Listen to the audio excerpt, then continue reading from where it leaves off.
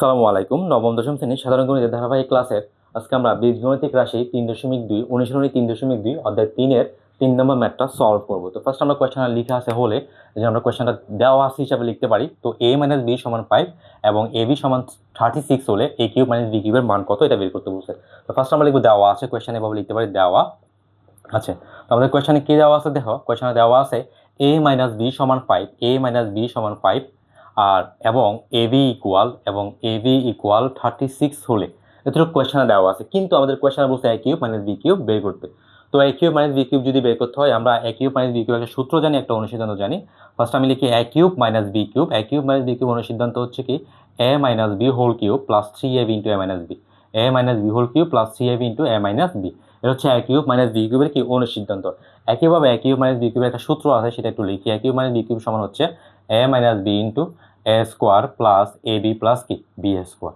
তো এখন কথা হচ্ছে অনুসিদ্ধান্ত অ্যাপ্লাই করবো নাকি সূত্র অ্যাপ্লাই করবো। এখন কথা হচ্ছে দেখো একই যেহেতু মান নির্ণয় করতে বলতে সচরাচর আমরা অনুসিদ্ধান্ত অ্যাপ্লাই করবো। কারণ একই মানে বি কিউ অনুসিদ্ধান্ত যদি অ্যাপ্লাই করি আমার আমার সুবিধা কি, হ্যাঁ মাইনাস অনুসিদ্ধান্ত কখন অ্যাপ্লাই করবো, মানে এটা কেন অ্যাপ্লাই করতেছি না বা এটা কেন, এটা তো একই মাইনাস বি কিউবের সূত্র আবার এটাও।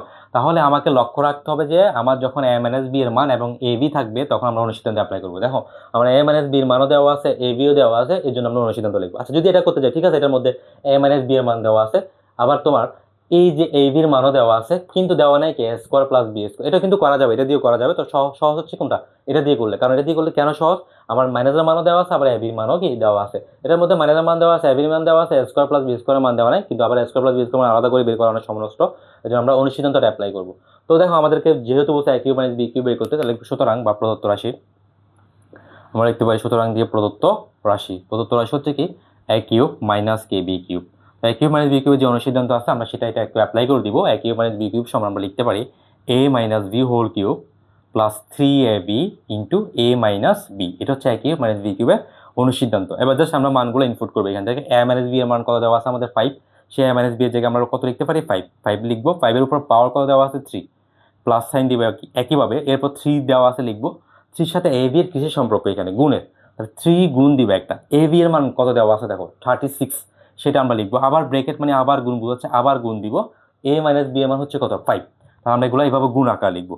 তো আমরা একটু ক্যালকুলেট করবো, একটু ক্যালকুলেশন করবো। দেখো a - b এর মান আমাদের 5 দেওয়া ছিল, a - b এর জায়গায় আমি 5 লিখছি, পাওয়ার 3 দিব, প্লাস সাইন দিব, 3 লিখবো। 3 সাথে ab হচ্ছে কোনো সাইন নাই, মানে এখানে একটা সাথে একটা গুণ রিলেটেড, যেন একটা গুণ সাইন দিব। a b এর মান হচ্ছে কত 36, আবার ব্রেকেট মানে গুণ বোঝাচ্ছে, এই জন্য আবার একটা গুণ দিব।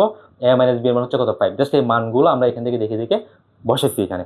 এবার 5 পাওয়ার 3 যখন দিব তখন আমাদের আসবে 125। 5 পাওয়ার 3 যখন দিবা 125 আসবে। এবার আমরা এগুলো একটু গুণ করতে হবে। 3 গুণ 36 গুণ 5, 3 5 15, 15 সাথে আমরা 36 গুণ করতে হবে। 15 গুণ 36 দিলে আসবে 500 কত 40, তাহলে 540। এবার 540 সাথে আমরা 125 কি করবো যোগ, তাহলে 5 6 665 হয়ে যাবে। 6 6 কত 5, তাহলে 500 এখানে 500 এখানে 100 600 40 50 60 65, তাহলে 665 হচ্ছে আমাদের মূলত এই যে a কিউব - b কিউবের মান। তাহলে লিখতে পারি সুতরাং a কিউব - b কিউব সমান 6 6 কি 5। ঠিক আছে, এটা হচ্ছে মূলত আমাদের 3 নম্বর ম্যাথ।